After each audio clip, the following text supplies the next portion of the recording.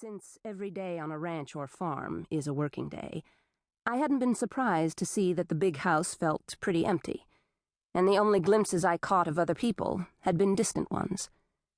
As the housekeeper led us through the house, I had seen a jeep coming up one of the tracks that ran between the huge fields at the rear of the house. Lizzie Joyce and her sister, Kate, had been waiting in the gun room.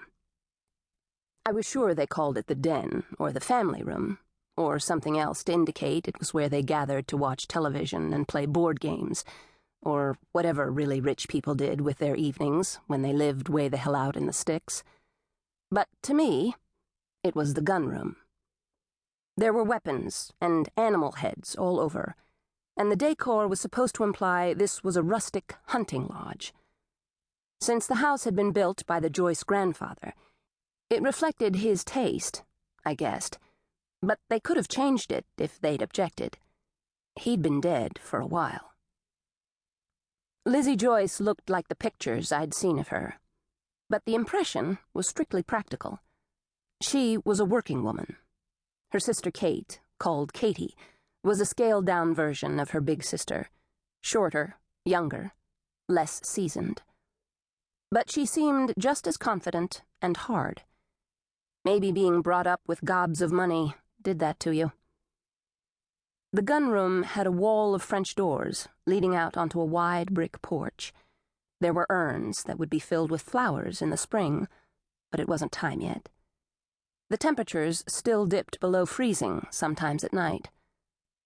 I noticed that the Joyces had left their rocking chairs outside during the winter, and I wondered what it would be like to sit out on the roofed brick porch in the morning in the summer, drinking coffee and looking out over all that land.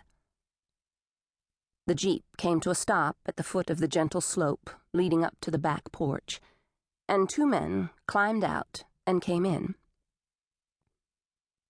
"Harper, this is the manager of RJ Ranch, Chip Mosley, and this is our brother, Drexel." Tolliver and I shook hands with the men. The manager was rugged, weathered, and skeptical, green-eyed and brown-haired, and he was as ready to leave as the brother. Both of them were only here because Lizzie wanted them to be. Chip Mosley gave Lizzie a casual kiss on the cheek, and I realized he was her man, as well as her manager. That might be awkward. The brother, Drexel, was the youngest of the Joyces, and the most anonymous-looking. Lizzie and Katie both had a certain hawk-nosed flamboyance, but Drexel's round face was still a bit babyish. He didn't meet my eyes, as his sisters had. I had a niggling feeling that I'd seen both men somewhere before. Since the huge Joyce Ranch wasn't too far from Texarkana, and I'd grown up there, it wasn't beyond the realm of possibility that I'd met Chip and Drexel, but the last thing I wanted to do was bring up my previous life. I hadn't always been the mysterious woman who could find bodies because she'd been fried by lightning. "I'm so glad you could find time to come here," Lizzie said. "My sister likes to collect the unusual," Katie told Tolliver.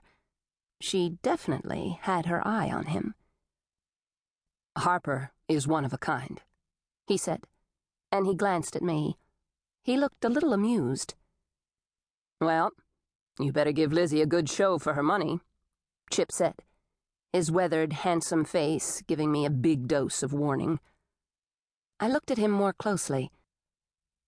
I didn't want to be seen showing interest in someone else's honey, but there was something for me in Chip Mosley, something that spoke to my special talent.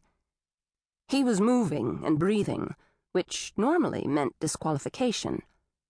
My business is with the dead. Since Lizzie Joyce had found a website that followed my travels, she apparently hadn't been able to rest until she thought of a job for me to do. She'd finally decided she wanted to know what had killed her grandfather, who had been found far away from the main ranch house, collapsed by the side of his jeep. Rich Joyce had a skull injury, and the presumption was that he'd slipped